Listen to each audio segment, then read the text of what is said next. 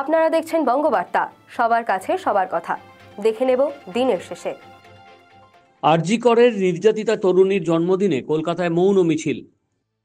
মেয়ের জন্মদিনের স্মৃতি আঁকড়ে বাবা মা।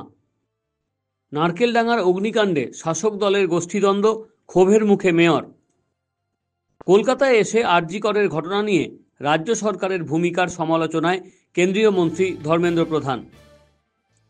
সোমবার থেকে শুরু হচ্ছে মাধ্যমিক পরীক্ষা, সর্বোচ্চ স্তরের নিরাপত্তা ব্যবস্থা। দিল্লিতে বিজেপি অধ্যক্ষের ডাকে সরকার গড়ার বৈঠক।